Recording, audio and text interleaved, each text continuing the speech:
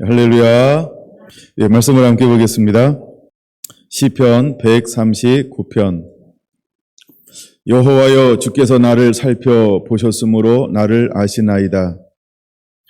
주께서 내가 앉고 일어섬을 아시고 멀리서도 나의 생각을 밝히 아시오며 나의 모든 길과 내가 눕는 것을 살펴보셨으므로 나의 모든 행위를 익히 아시오니 여호와여, 내 혀의 말을 알지 못하시는 것이 하나도 없으시니이다.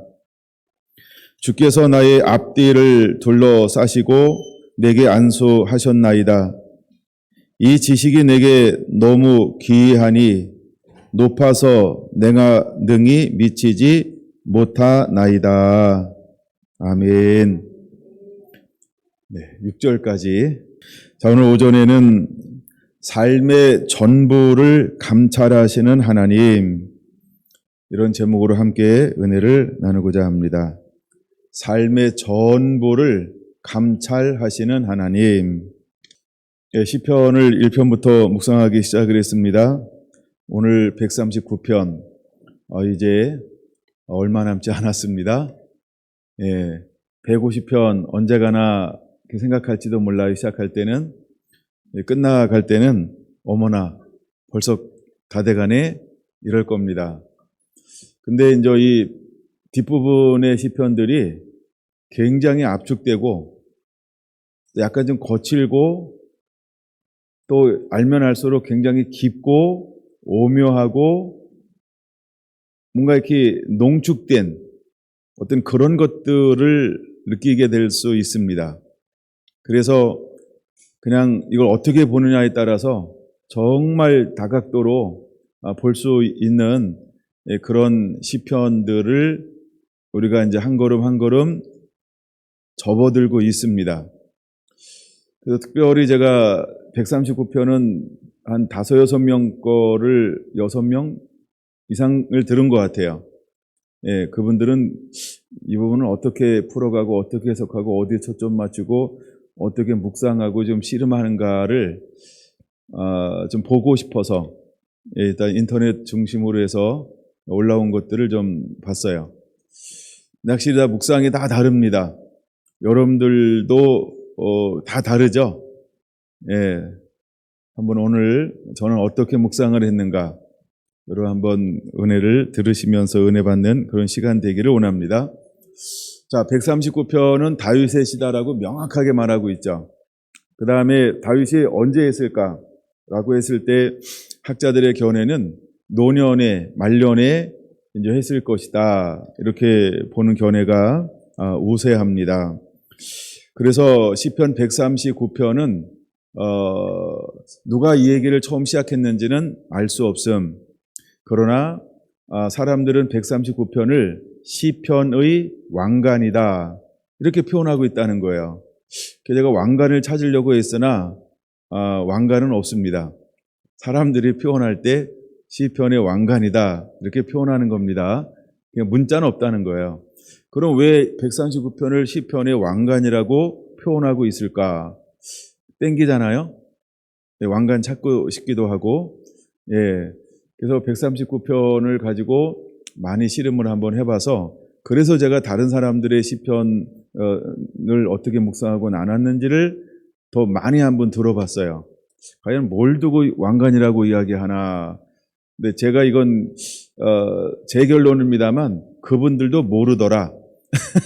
그러니까 제가 그분들 거 쭉 들으면서 이제 그냥 유튜브에서 시편 139편 치면 그냥 뜨는 거 아무거나 일단 이렇게 들어봤습니다. 근데 하여간 왕관은 저도 못 찾았고 그분들도 왕관 이야기를 안 하는 것 보니까 왕관 못 찾은 것 같아요. 자, 그럼 오늘 한번 왕관은 아닐지 몰라도 오전과 오후를 통해서 한번 은혜를 나누어 보려고 합니다. 우리가 삶을 마무리하면 삶을 마무리할 때가 되면 주로 무슨 이야기를 할까? 인생을 살아오면서 가장 소중하고 중요한 거, 꼭 하고 싶은 거, 꼭 남기고 싶은 거, 그다음에 가장 잘했던 거, 가장 후회하던 거, 뭐 대충 이런 것들을 나눌 수 있다라고 하는 일반적인 생각을 한번 해 보았습니다. 근데 이게 다윗의 시편인데 다윗은 하나님이 만날 때부터 무엇에 대한 기록이 있었냐 하면 이는 내 마음에 합한 사람이다라는 기록으로부터 다윗이 시작되고 있다라고 하는 것입니다. 그거는 하나님 마음에 합하다라고 할 때 이제 오후에 본문으로 삼을 것인데 23절과 24절에는 그 두 부분에 대해서 23절에는 아주 명확하게 무엇인가를 말하고 있다는 거죠. 하나님이여 나를 살피사 내 마음을 아시며 나를 시험하사 내 뜻을 아옵소서라고 말입니다. 근데 다윗은 인생의 초창기, 어린 시절, 청년 시절 하나님께 부름받은 어떤 정점을 찍을 때 이 이야기를 하고 있는 것이 아니고 인생의 마지막 말년에도 여전히 그런 하나님 앞에 어떤 것을 소원하고 기도하고 있냐 하면 나를 살펴서 살피다라고 하는 것이 감찰하다 이런 말이에요. 그게 나를 살펴서 내 마음을 아시옵소서 또한 나를 시험하셔서 내 뜻을 아시옵소서 이렇게 기도하고 있다라고 하는 거죠. 여호와여라고 하는 것은 특별히 어떤 의미가 강하냐 하면 언약의 하나님, 율법의 하나님, 말씀의 하나님을 강하게 강조할 때 쓰는 표현 중에 하나가 여호와여라는 단어입니다. 그러면은 다윗은 말씀 앞에 하나님의 뜻 앞에 하나님의 계명 앞에 하나님의 율법 앞에 내가 어떻게 부름받아서 마지막까지 달려왔는지를 하나님 내 마음을 살피시고 나를 시험하셔서 내 뜻을 아시옵소서. 그러니까 하나님 앞에 나를 이렇게 드러내고 있다라고 하는 것입니다. 그러면 다윗은 하나님 앞에 어떤 인생을 살았다라고 하는 걸 보여주는 걸까요? 나름 그렇죠. 하나님의 기쁨으로 살았다는 거예요. 하나님의 기쁨으로 살았다라고 하는 것을 보여주는 것이죠. 그러면서 24절에 내게 무슨 악한 행위가 있나 보시고 나를 영원한 길로 인도하옵소서. 악한 행위, 영원한 길. 이것은 같은 것을 말하는데 대비돼서 말하고 있는 거죠. 내가 악한 길을 걸어왔는지 아니면 영원한 길을 걸어왔는지. 악한 길이라고 하는 것은 멸망의 길이고요. 그 다음에 영원한 길이라고 하는 것은 생명의 길을 말합니다. 그럼 다윗은 인생의 처음부터 마지막까지 어떤 길을 달려왔다라고 고백하고 있는 걸까요? 나는 생명의 길을 걸어왔습니다 라고 고백하고 있다라고 하는 것이죠. 정말 우리가 인생을 마무리하면서 어쩌면 우리의 인생을 살면서 마지막에 다윗처럼 이렇게 고백할 수 있을까? 누가 이렇게 고백할 수 있을까? 라고 하는 것을 한번 제 나름대로 제가 아는 성경을 한번 묵상해 봤을 때 저는 예수님 외에는 딱히 생각이 나지 않았어요. 또 난다라고 하면 사도 바울, 이제 성경에 기록한 명백한 인생의 말년에 기록이 있기 때문이기도 합니다. 예를 들어 예수님 같은 경우는 어떤 것이냐 하면 하나님이 나와 항상 함께 했다라고 하는 거예요. 근데 그 이유를 밝히고 있죠. 내가 하나님을 기쁘시게 하였더니 하나님이 나와 항상 함께했다. 이런 고백이 있습니다. 요한복음 14장에. 그래서 그는 항상 기쁨이었다는 거예요. 예수님이. 그건 기쁨이었다라고 하는 것은 뭐냐 하면 믿음이 없이는 하나님을 기쁘시게 할 수 없다. 두 번째, 하나님의 말씀을 가지고 그대로 살아내지 않고는 하나님의 기쁨이 될 수 없다. 그러면 예수님은 하나님의 말씀을 그대로 온전히 순종하여 낸 사람이라는 걸 보여주고 있죠. 근데 오늘 다윗도 이 고백을 하고 있는 거 보면 다윗은 전 인생을 어떤 삶을 살았다? 하나님의 말씀에 온전히 순종하는 삶을 살았다라고 하는 것을 보여주고 있는 것이죠. 더 나아가 사도 바울의 고백은 이런 고백을 하죠. 나의 달려갈 길을 다 지켰다 라고 그는 고백하고 있습니다. 그런 것처럼 다윗이 오늘 뭘 고백하고 있냐면 나는 평생 하나님 앞에 어떻게 섰다는 거예요? 온전하게 섰다라고 하는 것을 보여주고 있는 거죠. 그래서 23절에 그렇게 당당하게 어쩌면 하나님 앞에 겸손하면서도 자기 자신을 온전히 들을 수 있는 어떤 우리에게 보여지지 않는 샘플 같은 그런 고백을 할 수 있었던 그런 부분이 있는 것이죠. 그래서 내 마음과 내 뜻대로 하나님이 오후에 좀 말씀드릴 겁니다만 다윗은 왕이 될 때 하나님께서 무엇을 받냐 하면 내 마음과 내 뜻대로 온전히 행할 사람을 내가 세우리라 이렇게 말씀을 했거든요. 근데 다윗은 하나님께 부름받고 인생을 마치는 그 시간까지 어떤 인생을 살아가냐 하면 하나님 마음에 합한 자, 하나님의 뜻대로 온전히 행하는 자로 살아갔다라고 하는 것이죠. 자, 그러면 다윗이 이런 삶을 살 수 있었던 이유가 어디에 있었을까라고 하는 것을 앞부분에서 좀 먼저 살펴보기 원합니다. 그래서 1절에 이렇게 고백하고 있다는 거예요. 여호와여라고 고백하고 있다라고 하는 거죠. 여호와여 주께서 나를 살펴보셨으므로 나를 아시나이다. 그럼 여호와께 나를 살펴보셨다는 거예요. 살펴보다라고 하는 게 감찰하다 이런 뜻이라 그랬죠. 나를 감찰했대. 감찰. 근데 어떤 하나님이 나를 감찰했다고요? 여호와 하나님이 나를 감찰했다는 거예요. 여호와라고 어떤 뜻이 있다 그랬죠? 언약의 하나님, 말씀의 하나님, 율법의 하나님. 그래서 그것을 강조할 때 쓰는 게 여호와라는 거예요. 그러니까 여호와여 나를 감찰하소서 할 때 뭘로 감찰의 기준이 뭘까요? 나를 살펴보는 기준이 뭘까요? 하나님의 말씀, 하나님의 율법, 하나님의 언약, 이게 하나님의 계명. 그러니까 하나님의 말씀으로 나를 살펴보시옵소서 이렇게 자기 자신을 하나님 앞에 뭐 하는 거예요? 내놓는 거죠. 여러분 이렇게 우리가 하나님 앞에 당당하게 설 수 있는 삶을 살아내는 자가 되어야 할 줄로 믿습니다. 근데 다윗은 그렇게 하나님 앞에 자기를 드러내고 있다는 거예요. 자, 그러면서 우리 인생 가운데서는 아마 어쩌면 이 세 가지가 영원한 숙제일 수도 있고 아니면 전혀 드러내지 않았으면 좋을 수도 있고 또 어쩌면 드러내고 싶은 사람도 있을지도 몰라요. 근데 그 드러내고 싶은 것이 굉장히 부분적일 수 있어요. 그것이 뭐냐 하면 하나님이 나를 아시는데 나를 보시는데 크게 세 가지에 대해서 말하고 있다라고 하는 것이죠. 첫째는 무엇일까요? 생각. 둘째는 무엇일까요? 행위. 셋째는 무엇일까요? 말이라고 하는 것입니다. 그래서 어쩌면 우리가 내 생각, 그 다음에 내 어떤 행위, 삶, 그 다음에 내 말을 하나님이 다 아신다?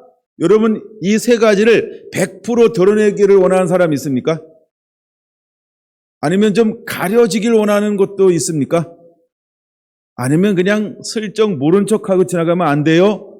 라고 하십니까? 하여간 우리가 여기서 굉장히 갈등이 좀 일어날 수 있는 부분이 바로 이 부분이라고 하는 거예요.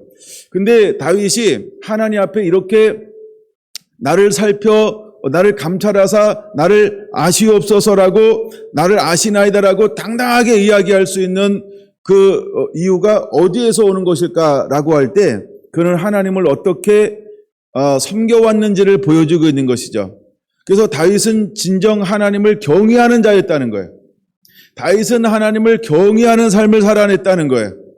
그는 하나님을 두렵고 떨림으로 하나님을 사랑함으로 그 앞에 온전하게 하나님의 기쁨으로 살았다라고 하는 것을 보여주고 있는 것입니다.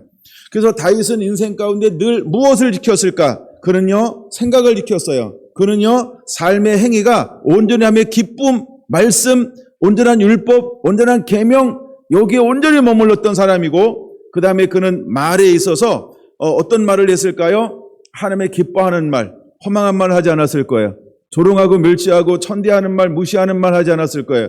그 다음에 거짓말하지 않았을 거예요. 우리가 다윗을 보면 안타까운 것 중에 하나가 뭐냐면 우리아라고 하는 사람이었어요. 근데 우리아가 초점이 아니었고 누가 먼저 초점이 되었나요? 우리아의 아내라고 하는 사람, 나중에 다윗의 아내가 되지만 누구였죠? 바세바가 이제 문제가 되기 시작하는 겁니다. 근데 바세바를 봤을 때도 문제가 되지 않았어요. 바세바를 취했을 때도 문제가 되지 않았어요. 근데 무엇이 문제였을까요? 고의적 살인을 저질렀을 때 문제가 되기 시작합니다. 근데 하나님은 그를 용서하시죠. 하나님은 그를 용서하는데 하나님이 용서하고 죄값하고 다릅니다. 하나님이 그 죄는 용서했는데 죄값은 치르게 하신다. 이걸 반드시 여러분 기억해야 합니다. 다윗도 죄는 용서받았어요. 근데 무엇은 온전히 소멸되지 않았을까요? 죄값을 치르는 거예요. 그래서 여러분 우리가 범죄하는 것, 불순종하는 것을 굉장히 가볍게 여기면 안 됩니다. 무겁게 여기는 자가 되어야 합니다. 그래서 다윗의 말로가 왜 그렇게 쫓기고 또 쫓기고 또 쫓기고 또 쫓기는 삶을 살아야 하는가라고 할 때는 우리아를 죽였던 죄의 값이라고 하는 것입니다. 여러분, 그는 왕이 되기 전에 어떤 삶을 살았어요? 쫓기는 삶을 산 적이 있습니다. 몇 년이나 쫓겨다녔나요? 우리가 보통 7년 이상입니다. 그 삶을 쫓겨다녔다라고 하는 것이죠. 근데 마지막 말년에 또 그는 어떤 인생을 삽니까? 예, 이제 자녀들에 의해서 어떤 인생을 살아요? 쫓기는 그런 인생을 삽니다. 무엇 때문에 그럴까요? 그렇죠? 그의 연약함 중에 한 부분이 있었던 거죠. 사단은요, 다윗을 넘어뜨리기 위해서 얼마나 아주 강력하게 다윗을 공격하는지 몰라요. 그래서 한 번은 다윗을 충동합니다. 그래서 하지 않아야 할 것도 행하는 것이죠. 근데 이것에 대한 죄값은 백성들의 죽음으로 끝납니다. 그렇죠? 그리고 다윗이 또 회개하는 거죠. 근데 그 집안의 칼이 떠나지 않는 죄가 임하는 굉장히 무서운 저주거든요. 내 집안의 칼이 떠나지 아니할 거다라고 하는 저주는 무엇 때문에 오게 되냐 하면 우리아라고 하는 한 사람을 고의적으로 죽임을 통해서, 물론 합법적이었죠. 그러나 하나님은 뭘 아시는 거예요? 마음의 중심을 아세요? 생각을 아시는 거예요? 그의 행위를 아는 거예요? 그의 말을 아는 거예요. 말이라고 하는 것은 그가 글을 써줬어요. 그때 다윗이 어떤 생각을 품었는지, 어떤 행위를 했는지, 어떤 말을 했는지 하나님은 어떻게 아신다? 다 아신다라고 하는 것이죠. 그래서 하나님은 우리의 중심을 아시는 분이라고 하는 것입니다. 그럼에도 불구하고 다윗은 어떤 사람이었어요? 하나님 마음에 합한 사람이요. 다윗은 하나님 마음에 합한 사람이었다는 것이죠. 자, 이 부분을 좀 더 한번 보려고 합니다. 2절 한번 볼게요. 주께서 내가 앉고 일어섬을 아시고 멀리서도 나의 생각을 밝히 아시오며. 할렐루야. 하나님은 우리의 생각을 아시는 분이라는 것입니다. 하나님은 우리의 생각을 아신다라고 하는 걸 기억하시기 바랍니다. 그러므로 여러분들이 어떤 생각하는지 저는 몰라요. 근데 하나님은 다 알아요. 자, 그럼 잠깐 저를 한번 보세요. 저는 여러분이 어떤 생각하는지 어떤 때는 알 수도 아는 때도 있어요. 발음이 안 나오냐? 여러분 어떤 생각하는지 어떤 거는 저런 생각하는구나 라고 내가 눈치챌 수도 있어요. 근데 하나님은 눈치채는 정도가 아니고요. 하나님은 다 알아요. 옆 사람 한번 바라보세요. 무슨 생각하고 계신가? 생각이 느껴지나요? 생각이 보이나요? 어쩌면 그럴지 몰라요. 우리가 아이들이 부모님한테 와서 뭐 할 때 생각이 읽혀지는 게 있죠. 또 읽혀지지 않는 것도 있죠. 그 다음에 읽혀지는데 잘못 읽혀지는 것도 있죠. 예, 근데 엄마는 넌 이럴 거야 라고 이렇게 고정적으로 바라보는 것도 있어요. 아무것도 들어보지도 않고. 하여간 나름대로 뭔가 오면은 생각하고 짐작하고 막 이래요. 근데 그 정도를 말하는 게 아니고요. 하나님은 명확하게 아시는 거예요. 우리의 생각을 명확하게 아십니다. 그걸 아셔야 돼요. 근데 은사 중에 하나가 생각을 아는 은사가 있을까요? 없을까요? 생각을 아는 은사가 있습니다. 그냥 아는 거예요. 어떻게 아냐고요? 그냥 아는 거예요. 예, 그냥 생각이 그냥 알아져요. 왜냐하면 저는 성경 읽을 때 깜짝 놀랐던 성경 구절 중에 하나가 누가복음 2장 35절이었어요. 누가복음 2장 35절이요. 자, 이제 예수님이 태어났어요. 8일이 되었어요. 그리고 할례를 드리기 위해서 그를 이제 성전에 드리고 성전에 올라갔어요. 근데 하나님의 선지자를 만나는 누구를 만납니까? 시므온이라는 선지자를 만납니다. 근데 그가 예수님에 대해서 무슨 말씀하시냐 하면 예언의 말씀을 하시는 거예요. 장차 이 아이는 사람의 생각을 드러내게 될 것이다. 생각을 읽어? 생각을 안다고? 근데 그분이 누구였다고요? 예수님이요. 그래서 그는 사람의 마음을 찌를 것이다 라고 말합니다. 근데 찌른다라고 하는 이 말이 어떤 의미냐면 생각을 아는 거예요. 전곡을 찌르잖아요, 우리가. 전곡 찌를 때 막 뜨끔하죠. 진땀 나나요? 도망가고 싶죠? 그 인간 안 만나고 싶을지 몰라요. 막 징글징글해가지고 날 다 알아 이래가지고요. 근데 하나님은 우리를 어느 정도로 알까요? 너무나 잘 알아요. 하나님은 나를 어떻게 안다고요? 너무나 잘 알아요. 우리의 생각을 너무나 잘 아시는 분이에요. 내가 앉고 내가 일어섬을 명확하게 아시는 분, 너무나 선명하게 아시는 분이 하나님이시라는 거예요. 우리는 하나님 앞에 우리의 생각을 다 읽히고 있다, 이렇게 생각을 하셔야 됩니다. 그 다음에 두 번째는요, 3절입니다. 나의 모든 길과 내가 눕는 것을 살펴보셨으므로 나의 모든 행위를 익히 아시오니, 이렇게 말합니다. 하나님은요, 우리의 행위를 다 아시는 분이시라는 거예요. 예, 내가 길을 행할 때, 내가 눕는 것, 이 모든 것을 여기서도 살펴, 1절에도 살펴, 똑같이 감찰하다, 이런 뜻입니다. 그러니까 내가 나의 모든 길을 감찰하시는 하나님, 내가 눕는 것을 감찰하시는 하나님, 그러므로 나의 모든 행위를 익히 너무나 정확하게 아시는 분입니다, 이렇게 말하는 거예요. 그래서 하나님은 나에 대해서 모르는 게 없어요. 하나님은 나에 대해서 모르는 게 없어요. 그럼 여러분, 우리는 어떻게 할까요? 나중에 요한계시록 20장 11절에서 15절에 보면 두 책이 있어요. 천국에 가면. 무슨 책이 있다고 그러죠? 하나는 생명책, 또 하나는 행위를 기록한 책, 그래서 행위록이라고 말합니다. 여러분 13절 보시면 정확하게 나와요. 요한계시록 20장. 그래서 천국에 가면 두 가지 책이 있다는 거예요. 근데 그 중에 하나가 행위를 기록한 책이 있다라고 말합니다. 이거 한번 찾아볼까요? 행위록은.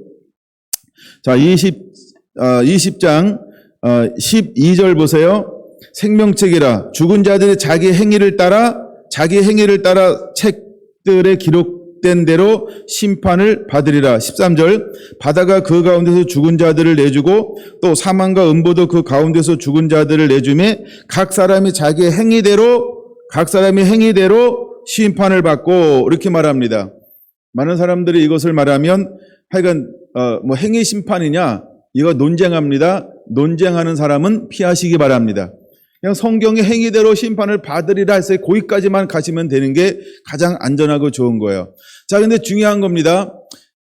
이제 마지막에 우리가 천국에 가면, 천국이래, 심판대 앞에 가면 천국에 뭐가 있다고요? 심판대 앞에 하나는 생명책이 있어요. 이름이 적혀 있고 이름이 적혀 있지 않고, 또 하나는 행위록, 행위책이 있다는 거예요. 행위록이니까 록은 기록한 책을 말하는 거예요.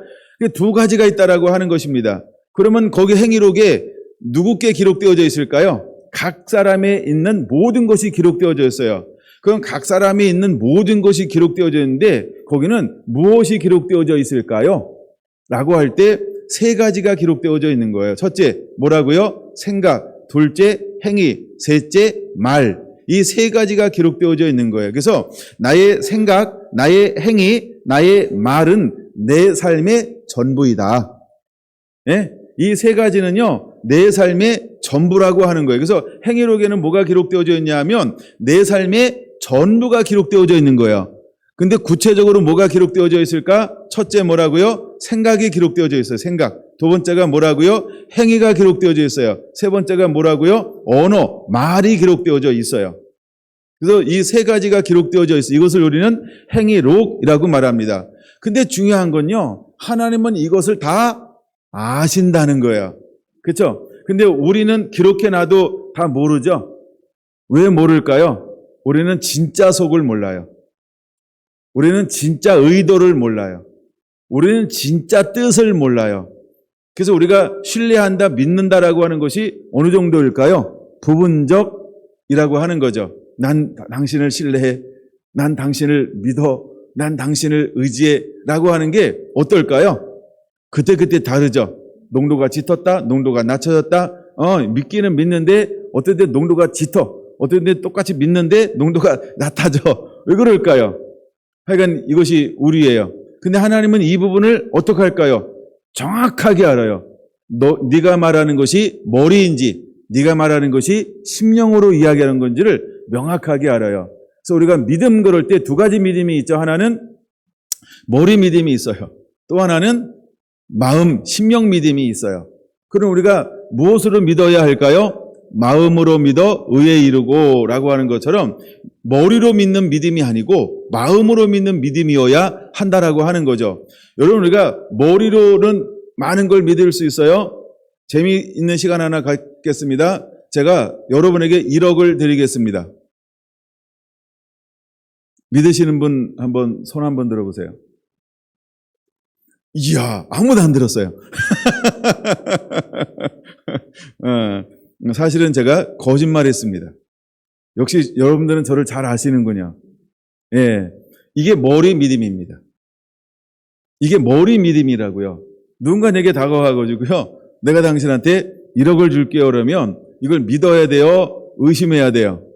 1억 준다니까 일단 기분은 좋죠. 1억 받으면 뭔가 이야, 뭔가 그 띵어와 이럴 수 있죠. 근데 그러면서 두 번째, 세 번째 오는 생각이 뭘까요? 진짜? 언제? 왜? 뭐 여러 가지 생각을 할 수 있어요. 왜 갑자기 뜬금없이 1억을 준다 그러니까. 예. 그런 것처럼 우리가, 근데 내가 1억을 줄게요 라고 나를 믿으세요. 내가 1억 드릴 겁니다. 라고 계속 내가 이 연사가 외쳤어요. 근데 누가 믿어줄까요? 왜 안 믿어요? 왜 주님은 고개를 막 흔들까요? 나도 모르겠어요. 그러나 하여간 막 1억 준다 그러니까 막 안 믿어요. 예, 이게 무슨 믿음이라고요? 머리 믿음이요. 그럼 저는 무슨 얘기를 한 거예요? 실언. 근데 저는 무슨 얘기한 거냐면 내가 머리로 줄게. 내가 머리 믿음을 가지고 있고 머리 믿음을 이야기한 거예요. 우리가 믿음이라고 할 때 어떤 것이 있냐면 그냥 머리로만 믿는 게 있어요. 다르게 말하면 행하지 않는 믿음이 있다는 거예요. 그래서 야고보서 3장에 보니까 죽은 믿음이 있어요. 죽은 믿음. 믿음인데 죽었다고요? 어떤 믿음이 죽은 믿음이라고 이야기할까요? 행함이 없는 믿음은 죽었느니라. 이렇게 말해요. 그래서 행함이 없는 믿음이 죽은 거예요. 근데 사람들은 똑같이 이야기할 수 있어요. 난 믿어요. 이렇게 이야기합니다. 난 믿어요. 막 이렇게 이야기를 해요. 이런 것처럼 우리가 하나님은 우리의 행위를 전부 아신다라고 하는 것입니다. 세 번째 거 하나 볼게요. 4절입니다. 여호와여 내 혀의 말을 알지 못하시는 것이 하나도 없으시니이다. 하나님은 내 혀의 말을 모르는 것이 아무것도 없으신 분이라고 하는 것입니다. 1차적으로는 하나님이 이 부분은 누가 쓰는 시라 그랬어요? 다윗의 시요. 하나님 1차적으로는 누구에 관한 이야기예요? 다윗의 이야기죠. 그래서 하나님은 다윗에 대해서 무엇을 전부 아신다라고 하는 거예요. 첫째, 생각을 아세요. 둘째, 행동을 아세요. 셋째, 말을 다 아세요. 근데 그렇게 하나님 앞에 섰던 사람이 누구였다? 다윗이었다라고 하는 것입니다. 그럼에도 불구하고 그가 인생을 살아오면서 어떤 인생만 성공적 인생만 살아오는 것이 아니고 어떤 것도 포함되어졌다?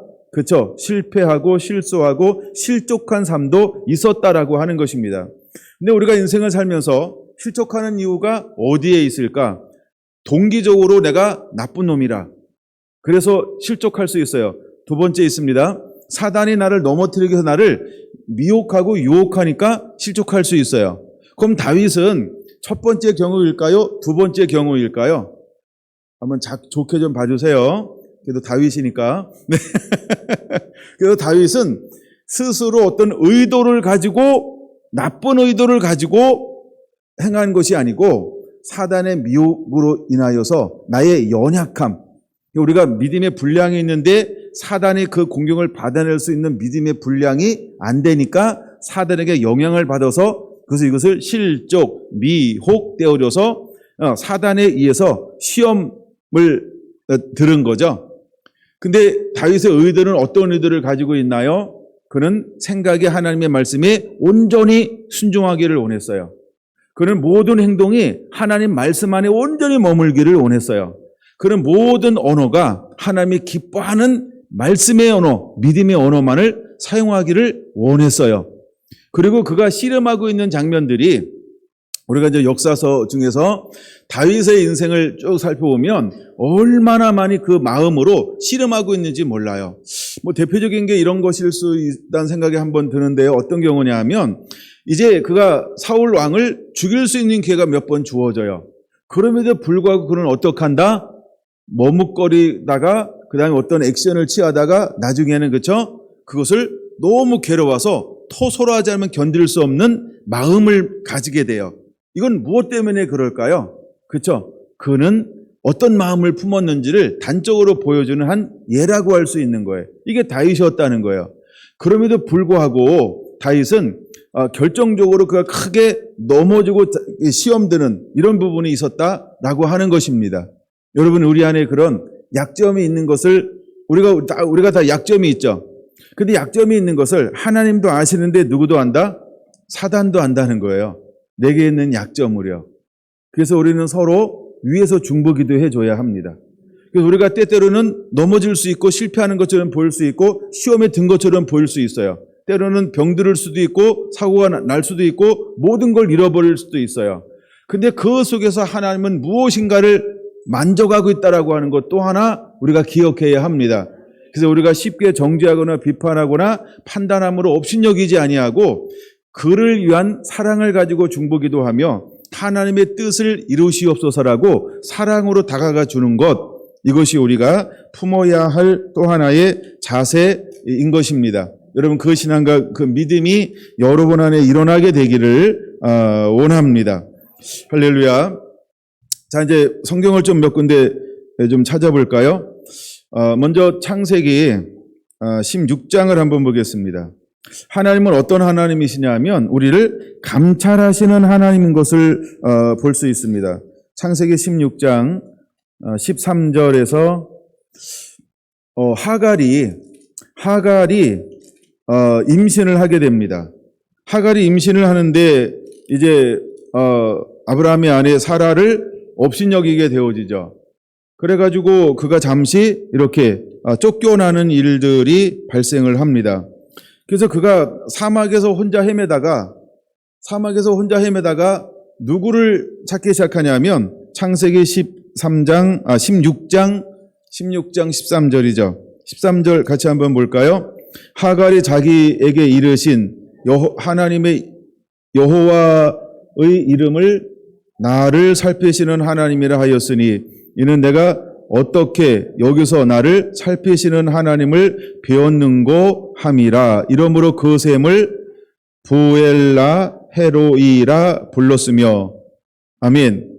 자, 그러면 그 셈의 이름을 부엘라 헤로이라고 할 때 나를 살피시는 살아계신 이의 우물이다, 이런 뜻을 가지고 있어요.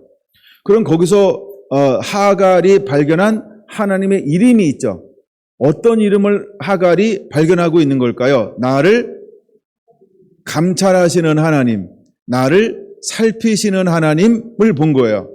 이런 것처럼 하나님은 하갈도 뭐 한다고요? 살피시는 하나님. 하나님은 아브라함만 살피고 사라만 살피는 게 아니고, 그렇죠?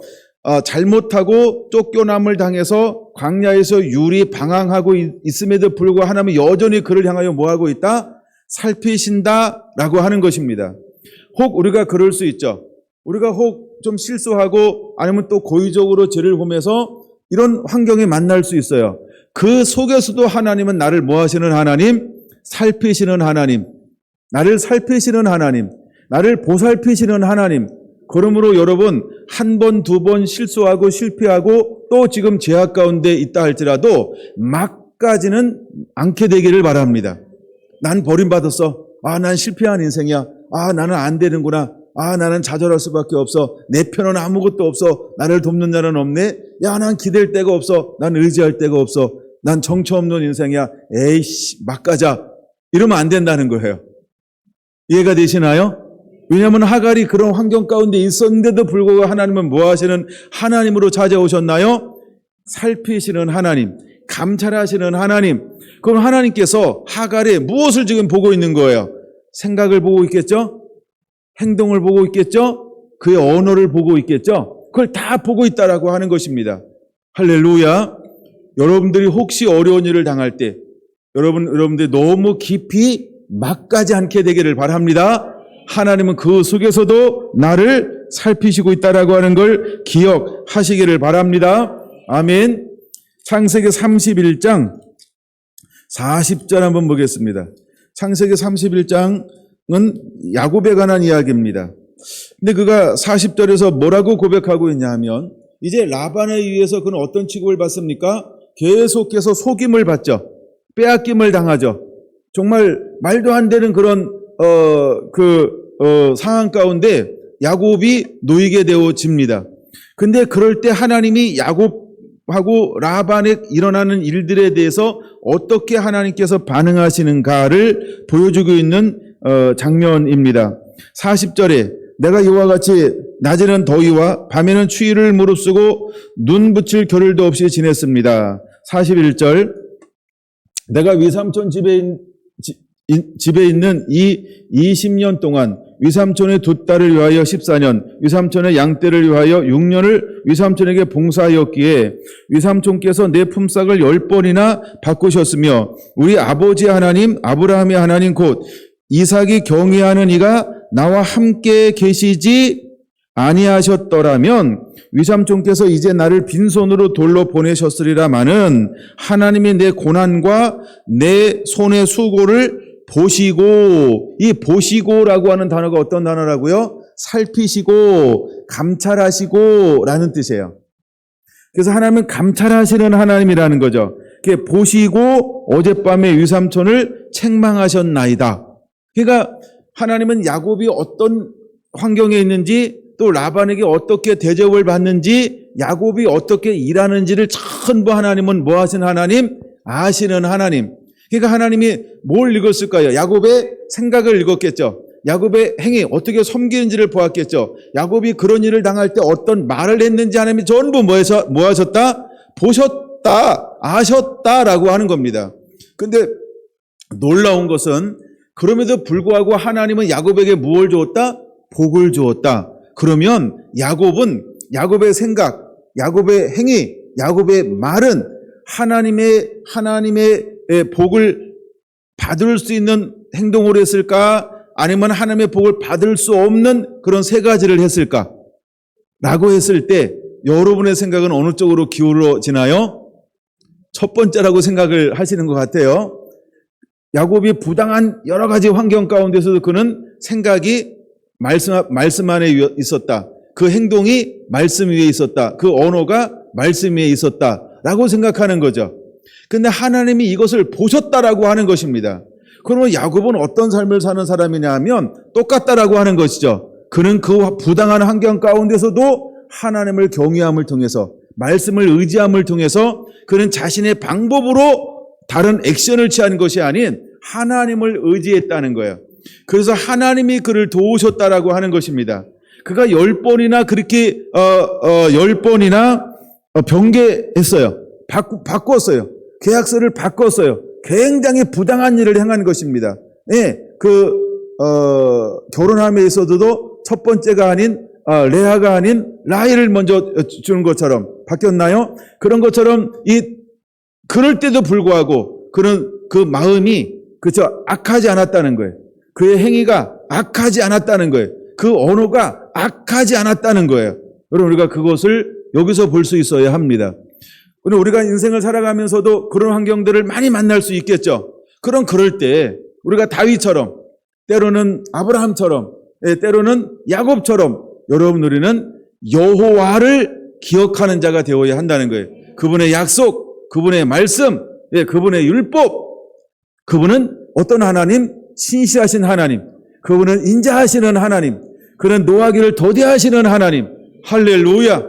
우리가 그 하나님을 기억할 때 내가 무엇인가를 전부 하려고 하는 것이 아니고 다윗이 인생의 말년에 이 시편을 쓰고 있는 것처럼 누구 손에 맡기는 걸까요? 누구를 진정으로 의지하는 걸까요? 그는 사람을 의지하는 것이 아닌 내가 섬기는 내 삶의 전부가 되시는 주인 되시는 여호와 하나님만을 경외함으로 삶을 그분의 손에 올려놓는 것을 배워야 하는 것입니다. 할렐루야. 여러분 안에 그런 은혜들이 임하게 되기를 원합니다. 다윗의 삶을 하나 더 성경으로 살펴볼까요? 역대상 28장입니다. 역대상 28장 9절로 하나 보겠습니다. 역대상 28장 9절, 이제 다윗이 아들 솔로몬에게 하는 말입니다. 뭐라고 이야기하나? 내 아들 솔로몬아, 너는 내 아버지의 하나님을 알고 온전한 마음과 기쁜 뜻으로 섬길지어다. 여호와께서 모든 마음을 감찰하사 모든 의도를 아시나니 내가 만일 그를 찾으면 만날 것이요 만일 내가 그를 버리면 그가 너를 영원히 버리시리라. 그러면 역대상 28장은 다윗이 솔로몬에게 언제 하는 이야기일까요? 인생 말년에. 그러면 시편 139편하고 큰 차이가 나지 않아요. 그때 다윗은 아들 솔로몬에게 어떤 하나님에 대해서 계속해서 교육하고 있을까요? 하나님은 감찰하시는 하나님이셔. 근데 뭘 감찰할까요? 하나님은요. 우리의 비리를 감찰하는 게 아니에요. 우리가 무슨 감찰한다 그러면 그렇죠? 안 좋은 거 이런 거 생각할 수 있잖아요. 근데 하나님은 우리의 무엇을 감찰하신다고요? 첫째, 생각이요. 둘째, 행위요. 셋째요, 언어요. 이 세 가지를 하나님은 감찰하신다라고 하는 겁니다. 그러므로 아버지 다윗은 사랑하는 아들 솔로몬에게 무엇에 대해서 말씀하고 있을까요? 다시 한번 9절 보세요. 아버지 하나님을 알고 두 번째, 온전한 마음과 깊은 뜻으로 섬길지어다. 이것을 부탁하고 있어요. 다윗은 일평생을 어떤 마음으로 섬겼다고요? 아버지의 마음과 아버지의 뜻을 가지고 하나님을 기쁘시게 섬겼던 사람이 다윗이었어요. 그래서 그가 인생 가운데 가장 중요하게 여기는 게 뭐냐 하면 아버지의 마음, 아버지의 뜻, 그것을 가지고 그대로 살아내는 것이었어요. 왜냐하면 하나님이 내가 이런 사람을 일으킬 것이다라고 예언했고 약속했는데 그 사람이 누구였냐 하면 다윗이었다는 거예요. 그래서 정말 다윗은 하나님의 부르시는 그날까지 온 마음과 온 뜻으로 하나님만 섬겨낸 사람이 다윗이었다는 거예요. 그래서 하나님께서는 다윗의 후손을 통하여 놀라운 약속을 해주고 있는 것입니다. 자, 그러면서 다윗에게 구체적으로 무엇에 또 말씀한다고요? 여호와께서는 모든 마음을 감찰하사 뭘 아신다고요? 모든 의도를 아시나니. 할렐루야. 여러분, 우리가 왜 139편이 시편의 왕관인지를 여기서 깨달아야 되는 거예요. 그가 전부 인생을 살아내고 우리가 하나님을 찬양하는데 그는 드러나는 것뿐만 아니라 숨은 것까지, 그 숨은 걸 우리가 뭐라고 표현하죠? 여기서는 의도. 그래서 내 생각을 아신다라고 할 때 생각에 뭘 안다는 거예요? 의도를 안다는 거예요. 그럼 여러분들은 살다 보면 의도를 아는 때도 있지만 의도를 모르는 때도 많죠. 의도를 모르기 때문에 생기는 게 뭐죠? 오해. 그렇죠? 의도를 모를 때 생기는 게 뭐라고요? 오해. 이런 게 생기는 거예요. 의도를 우리는 다 몰라. 근데 우리가 살다 보면 알 때도 있지만 모를 때도 너무 많아요. 한 길 사람 속은 모른다. 10길 물속은 알아도. 물속이 훨씬 편한 것 같아. 근데 정말 제가 올해 30주년인데 아직도 모르겠어요. 아직도 의도를 다 모르겠어요. 의도를 모르니까 오해가 되고요. 의도가 모르니까 아직도 이러고만 있어요. 여러분은 어떤가요? 네, 그래서 하나님은 우리의 의도를 아시나니 하면서, 자, 그러면 다윗이 아들에게 마지막으로 남기는 교훈이다. 이건 뭘 이야기하는 거예요? 유언이죠. 근데 유언 같은 이야기를 하는데 다윗이 아들에게 뭘 얘기하고 있어요? 하나님은 우리의 마음을 감찰하신다. 너의 모든 의도를 하나님은 그 의도를 보셔.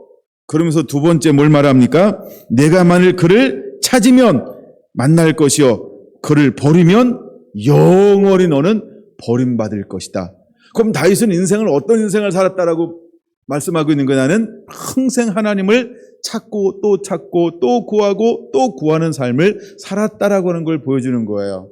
자, 이제 오전의 말씀을 마쳐야 되는데 하나님은 우리에게 이 삶을 온전히 살아내기를 원합니다.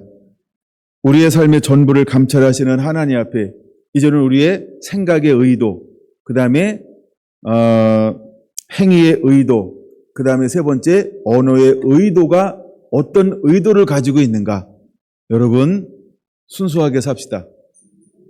바보처럼 삽시다. 손해보며 삽시다. 남 잘되게 하는 꼴 보며 삽시다. 그러면 우리 의도는 하나님이 기뻐하는 것으로만 품을 수 있어요. 우리가 배워서 남주자 이런 용어를 많이 쓰잖아요. 그러니까 우리가 정말 주는 인생, 남 잘 되는 걸 보는 인생, 우리의 방향을 바꾸면 정말 좋은 의도를 가지고 하나님의 기뻐하는 대로 다윗처럼 살 수 있게 될 것입니다. 여러분들이 그 왕관이 되어지기를, 왕관을 소유한 자가 되기를 예수님의 이름으로 축원합니다. 네. 하나님, 오늘 삶의 전부를 감찰하시는 하나님, 다윗은 인생의 마지막 때에 자기의 삶을 돌아보면서 또 나를 여기까지 인도했던 하나님이 어떤 하나님인지, 내가 어떤 삶을 살았는지를 고백하고 있습니다. 먼저 그는 하나님은 전지하신 하나님, 무소부재하신 하나님, 전능하신 하나님, 천지 만물을 주관하시는 하나님, 심판을 주관하시는 하나님, 그는 창조주여 역사를 주관하시며 백성 가운데 임재하시며 통치하시는 하나님으로 고백하는 가운데, 주님 나를 살펴 나를 아시는 하나님이라고 전제하고 있는 것을 볼 수 있습니다. 그는 나를 아는데 나의 무엇을 아냐 하면 나의 생각을 아시고 나의 행위를 아시고 나의 말을 아시는 하나님, 다시 말해서 나의 삶 전부를, 내가 살아온 날 전부를 통째로 아시는 하나님이라고 그는 고백하고 있는 것입니다. 그는 그 하나님 앞에 그 하나님이 나를 어떻게 하신다라고 고백하고 있는가? 그는 나를 앞뒤에서 호위하시는 하나님, 앞뒤에서 나를 호위하시는 하나님, 나를 인도하시는 하나님으로, 왜냐하면 그는 하나님의 말씀대로, 하나님의 뜻대로, 하나님의 기쁨이 되어서 여기까지 달려온 것을 양심에 꺼리낌 없이 고백하고 있기 때문인 것입니다. 이제 우리 사랑하는 성도 한 분 한 분들이 다윗처럼 우리가 어떤 인생, 어떤 삶으로 마무리할 것인가, 또한 마무리를 어떻게 준비할 것인가, 또 우리 자녀들에게 무엇을 물려주고 무엇을 유언으로 남기고 무엇을 가르칠 것인가, 하나님 다윗처럼 한번 139편을 통하여서 깊이 깨닫고 묵상하는 가운데 실제 우리의 삶 가운데 그런 인생이 되고 그것을 자녀들에게 물려주며 또 다음 세대에게 가르칠 수 있는 그런 삶을 살아내는 존귀하고 복되며 보배와 같은 삶이 다 되게 하여 주시옵소서. 그가 시편 1편에 고백한 것처럼 그는 악인의 길을 따르지 않았습니다. 그는 죄인의 길에 서지 않았습니다. 그는 오만한 자의 자리에 앉지 않았습니다. 그는 평생 그 삶을 살았다라고 고백하고 있는 것입니다. 그는 하나님을 만나서 하나님이 주시는 모든 것 가지고 외적으로 내적으로 기쁨의 길을 걸었다라고 고백하고 있습니다. 그는 개인적으로 또한 아주 깊은 내면의 세계에서도, 그는 침상에서도 어떤 죄악을 꾀하지 아니하고 온 마음을 다해서 하나님이신 이 나라, 또한 하나님 앞에 개인적으로 기쁨으로 온전하게 섰다라고 고백하고 있는 것입니다. 이제는 우리의 인생, 우리의 삶이 다윗과 같은 삶이 되게 하여 주시옵소서. 정말 시편을 묵상하면 묵상할수록 더 깊이 개인적으로 적용하게 하여 주시옵소서. 왜 하나님 시편 139편이 시편의 왕관인지를 깨닫게 하여 주시옵소서. 다윗처럼 깨닫게 하여 주옵소서. 그리고 우리도 시편 139편을 다윗처럼 쓸 수 있는 이런 인생, 이런 삶을 살게 하여 주시옵소서. 더 깊은 은혜 가운데로 우리를 인도하여 주실 하나님을 찬양합니다. 내 마음에 맞는 사람이라 내 뜻을 다 이루리라. 사도행전 13장 22절에 인용하며 고백하고 있는 것처럼 하나님, 우리 성결한 성도 한 분 한 분들이 하나님 마음에 맞는 자로 하나님의 뜻을 다 이룰 수 있는 거룩한 통로로 주의 손에 붙들려 남은 인생을 살아가는 그 은혜와 복을 누리게 하여 주시옵소서. 거룩한 기름을 부으셨습니다. 손이 함께 하며 팔이 그와 함께 해주신다라고 말씀했습니다. 하나님은 다윗에게 거룩한 기름을 부었습니다. 오늘 여기 있는 성도나 성도 한 분 한 분들에게 거룩한 기름 부음을 부어주시어서 우리의 손으로 하는 것에 함께하여 주시고 여호와의 팔이 우리와 함께함을 통하여 힘있는 능력 있는 삶을 살아내는 삶이 다 되게 하여 주시옵소서. 하나님은 그를 양우리에서 불러내었습니다. 그래서 그 마음의 완전함을 보셨고 손의 능숙함을 보셨던 것처럼 이제 우리의 삶에 하나님 각각 그 환경에서 우리를 보시고 주님 나라 영광 다시 오실 그 길을 수축하는 자로 한 분 한 분들을 세워 주시옵소서. 저들의 마음에 있는 완전함으로 저들의 손에 있는 능숙함으로 다시 오실 길을 수축하여 가는 자들로 살아가게 하여 주시옵소서. 우리 안에 새로운 은혜를 더하여 주시는 주님을 찬양합니다.